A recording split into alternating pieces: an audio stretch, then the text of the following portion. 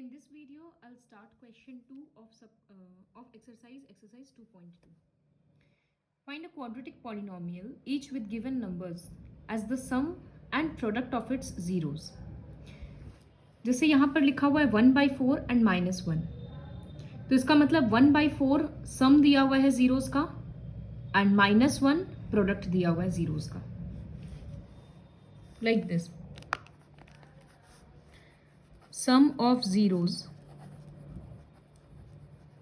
equals to 1/4 and product of zeros equals to -1. सम का मतलब alpha plus beta दे दिया और प्रोडक्ट मतलब अल्फा बीटा का वैल्यू दे दिया. We have to find the polynomial. So required polynomial is, एक फॉर्मूला लर्न करना है. फॉर्मूला ये है कि x² minus sum of zeros into x plus product of zeros. तो यहां लिखेंगे हम लोग x² minus sum of zeros के बदले लिखेंगे 1/4x और प्रोडक्ट ऑफ जीरोस के बदले लिखेंगे -1, इस तरह से ब्रैकेट देकर. तो अब ये प्लस माइनस में माइनस हो जाएगा. So this is your required polynomial. तो ये डायरेक्ट फॉर्मूला हम बताए हैं कि अगर जीरोस पता है और प्रोडक्ट पता है तो polynomial x² minus sum of zeros into x plus product of zeros होता है. इसका मतलब अगर इस इक्वेशन में हम लोग जीरोस निकालेंगे फैक्टराइज करके, फिर दोनों जीरो को ऐड करेंगे तो आंसर 1/4 आएगा और दोनों का प्रोडक्ट निकालेंगे तो आंसर -1 आएगा. लेकिन वो सब कुछ हम लोग नहीं करेंगे क्योंकि यहाँ रिलेशन को वेरीफाई करने नहीं बोला है. ठीक इसी तरह से थर्ड क्वेश्चन में दिया है अल्फा प्लस बीटा मतलब सम ऑफ जीरोस 0 दिया है एंड प्रोडक्ट ऑफ जीरोस √5 दिया है. तो यहाँ लिखेंगे required polynomial is x² minus sum of zeros है तो -0x plus product of zeros मतलब √5. तो इसको एक बार ठीक करके लिखेंगे तो x² प्लस √5 हो जाएगा क्योंकि 0x हट गया. इस तरह से ये पूरा एक्सरसाइज करना है. Now moving on to the next question, next exercise. तो उसके पहले हम लोग देखेंगे डिवीजन एल्गोरिदम क्या होता है. ये हम लोगों को ऑलरेडी पता है. Dividend equals to divisor into quotient plus remainder. ये पॉलिनोमियल्स के लिए भी एप्लीकेबल है. इसी को डिवीजन एल्गोरिदम बोलते हैं. यहाँ पर डिविडेंड को पॉलिनोमियल ऑफ x लिखा गया है. फिर जिस चीज़ से डिवाइड कर रहे हैं मतलब डिवाइजर, उसको g of x into quotient को q of x plus remainder को r ऑफ x. क्योंकि सारा तो एक एक पॉलिनोमियल ही रहेगा ना, इस वजह से. बहुत सिंपल है. तो हम लोग एक डिवीजन करते हैं.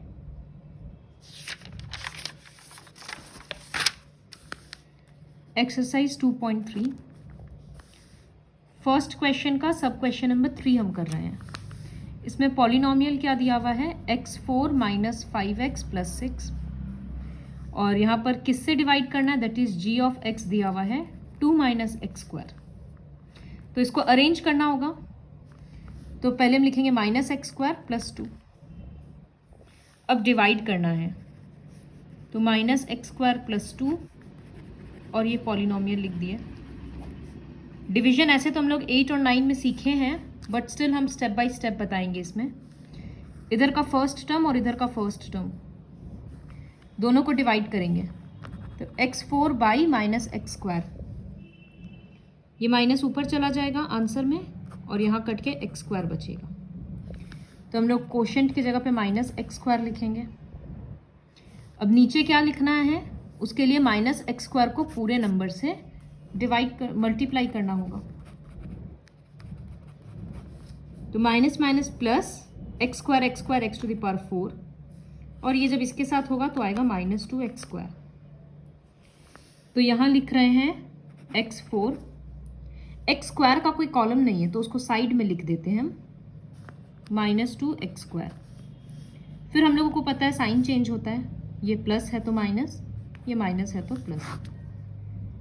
कट गया।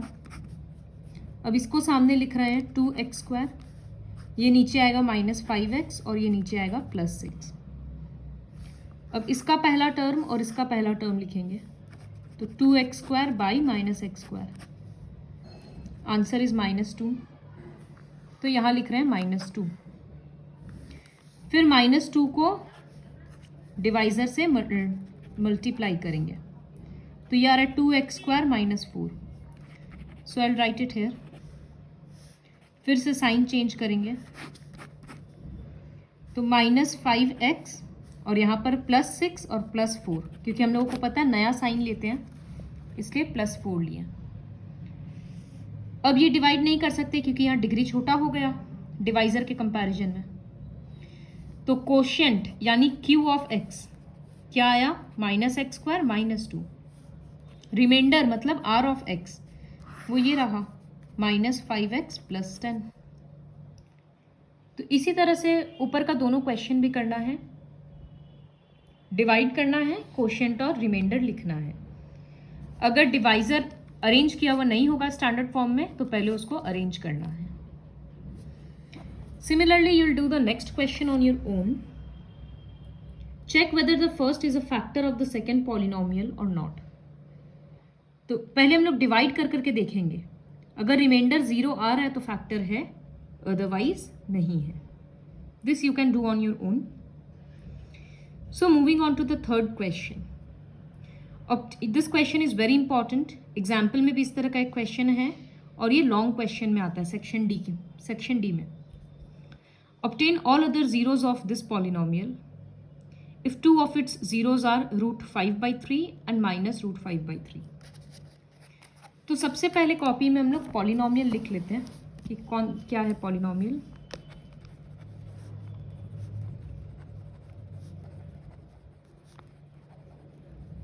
This is the polynomial. अब इसका जीरोस क्या है, since √5/3 and -√5/3 are the zeros of Px, therefore ये जीरोस है, इसका मतलब x की जगह पे √5/3 बैठाएंगे तो पूरा पॉलिनोमियल का आंसर 0 आएगा, वही होता है ना। तो अगर ये जीरोस है इसका मतलब इसका ऑपोजिट साइन x -√5/3 एंड इसका ऑपोजिट साइन x +√5/3, ये दोनों पॉलिनोमियल है, are the factors of Px। ये क्यों हुआ, जिस तरह से अगर x +2 फैक्टर होता था तो हम लोग P ऑफ -2 को 0 लिखते थे ना, क्लास 9 में किए थे कि ऑपोजिट साइन 0 होता है। तो ठीक उसी तरह से यहाँ पर हम लोग 0 दे दिया तो वहां से फैक्टर लिख दिया।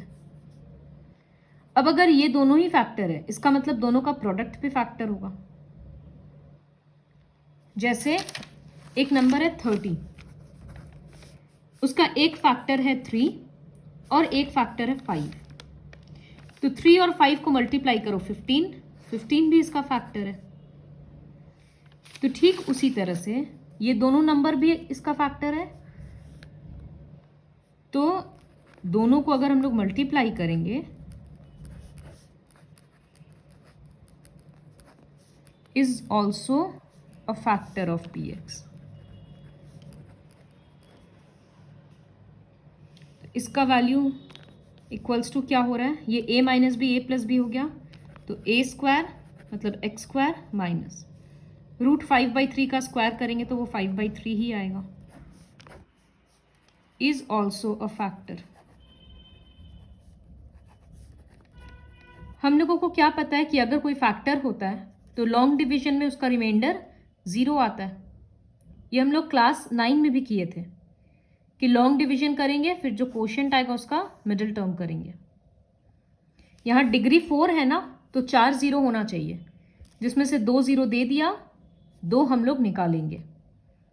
अगर डिग्री 3 होता है, जैसे स्टैंडर्ड 9 में था डिग्री 3 रहता था और उसमें हम लोगों को जीरोस निकालना होता था, तो वहाँ पर पहले हम लोग अपने मन से एक नंबर चूज करते थे कि कहाँ पर 0 आ रहा है।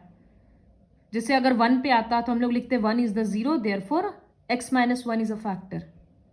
फिर इस तरह से डिवाइड करते और कोशेंट का मिडिल टर्म। ठीक वही चीज़ यहाँ भी कर रहे हैं।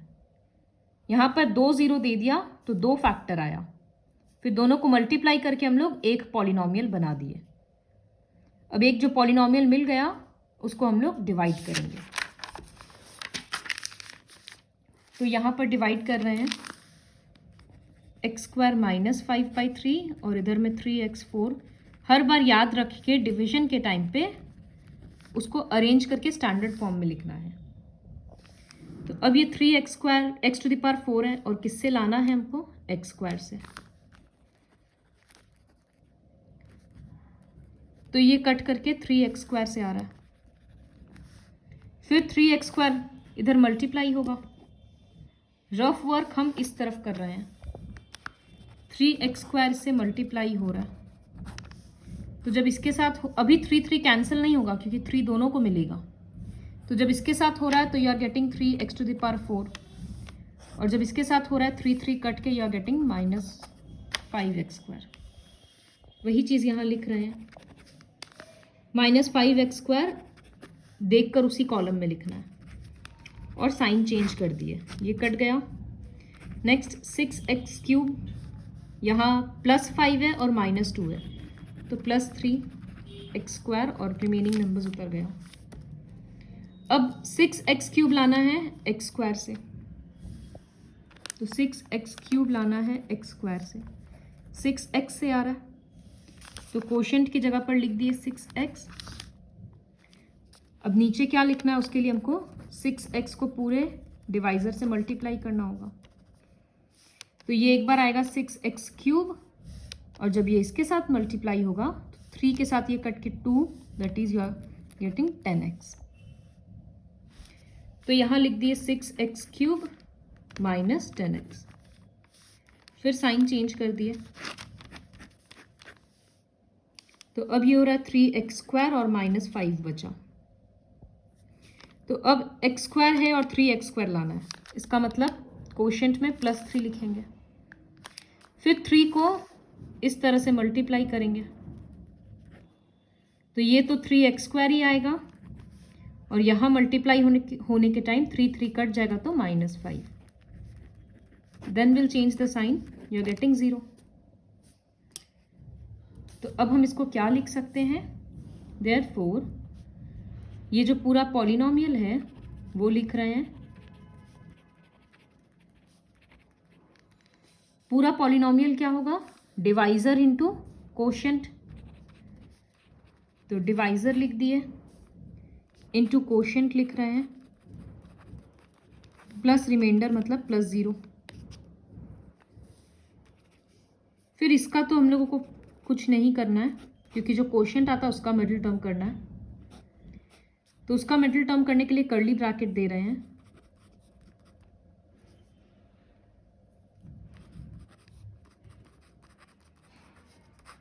और 0 यहाँ से हटा सकते हैं।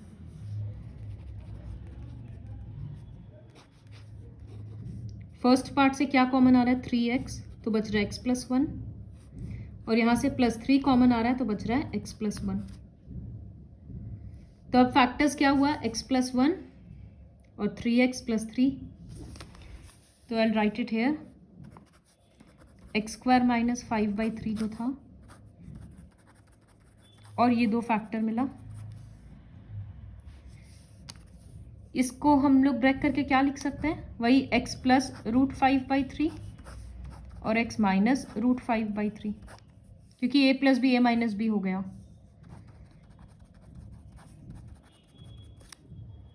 जीरोस निकालने के लिए क्या करते हैं? जो फैक्टर आता है उसको 0 लिखते हैं। तो 3x + 3 = 0, और एक बार x+1 = 0। तो यहाँ से आया x = -1, और यहाँ से भी आया x = -1। Therefore, all the 4 zeros are, तो पूरा पॉलिनोमियल का 4 0 क्या है? 2 0 तो ये लोग खुद दे दिया था, √5/3 और -√5/3, और 2 क्या आया? -1 और -1. So these are the 4 zeros of the polynomial. ये क्वेश्चन बहुत इंपॉर्टेंट है. तो एक बार हम रिवाइज करते हैं कि हम लोग किए क्या इस क्वेश्चन में. सबसे पहले पॉलिनोमियल लिख दिए थे, फिर जो 2 जीरोज हैं उनसे 2 फैक्टर बनाए थे, फिर दोनों फैक्टर का प्रोडक्ट कर दिए, जो नंबर आया उससे लॉन्ग डिवीजन किए. लॉन्ग डिवीजन करने के बाद जो कोशेंट आया उसका मिडिल टर्म हो गया. मिडिल टर्म करके 2 फैक्टर आया, वहां से 2 अदर जीरोज आ गया. लेकिन जो लिखने का पूरा सिस्टम है वो ऑर्गेनाइज्ड होना चाहिए, जो इस तरह से है. Play pause the video continuously and then copy as it is I have written in the video. And question number 5 is not important. I'll just do question number 4 and this chapter will be over then. On dividing this by a polynomial gx. इसका मतलब ये dividend है. Quotient और reminder दे दिया. Quotient x minus 2 है और reminder -2x plus 4 है. Find g of x. मतलब you have to find the divisor. काफ़ी सिंपल है. जो पॉलिनोमियल है p ऑफ x वो लिख रहा है सबसे पहले.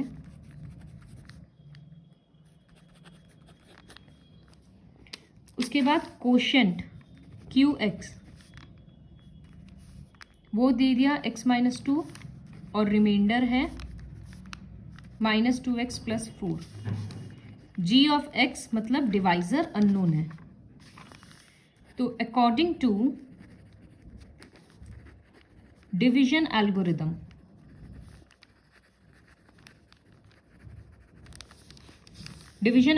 के अकॉर्डिंग क्या होता है? Dividend equals to divisor into quotient plus reminder.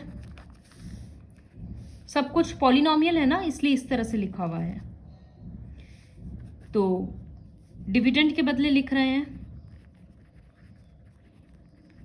Equals to. Divisor तो पता नहीं तो वो ऐसे ही लिख रहे हैं. इनटू कोशेंट के बदले ब्रैकेट देकर x माइनस 2 और रिमाइंडर के बदले ब्रैकेट देकर 2x प्लस 4. तो इसको एक लीनियर इक्वेशन के अकॉर्डिंग इमेजिन करो कि ये वेरिएबल है, निकालना है हमको, ये अननोन क्वांटिटी है. तो पहले जो प्लस वाला फॉर्म में है, जैसे अगर एक इक्वेशन रहता है 2x प्लस 5 इक्वल्स टू 9, तो पहले हम लोग 5 को उधर भेजते हैं ना, साइन चेंज करके. तो ठीक वैसे ये जो अलग से है वो इस तरफ आएगा. पहले इधर का पॉलिनोमियल लिख दिए. जब वो इधर आएगा तो -2x प्लस 2x हो जाएगा और +4 -4 हो जाएगा. इधर में बचा हुआ चीज़ लिख दिए. तो अब यहाँ हम लोग देख रहे हैं कुछ लाइक टर्म है क्या. ये तो x³ हो गया, -3x² हो गया, x एंड 2x 3x हो गया, 2 एंड -4 -2 हो गया. ये मिल गया एक. तो जिस तरह से यहाँ पर 2x को हम लिखते हैं 9 - 5 4 आया. अब इस 2 को क्या करते हैं, नीचे भेजते हैं. तो ठीक उसी तरह से यहाँ पर x - 2 को क्या करेंगे, नीचे भेज देंगे. नीचे भेजने का क्या मतलब है कि हमको डिवाइड करना है. अब ये नॉर्मल नंबर तो है नहीं कि कट कर देंगे, तो डिवाइड कैसे करेंगे, लॉन्ग डिवीजन करेंगे. जो आंसर आएगा वही gx होगा. Okay, so you will complete the sum on your own. Just long division से डिवाइड करो और जो आंसर आएगा वो यहाँ लिख देना. So complete all the sums with the help of this video.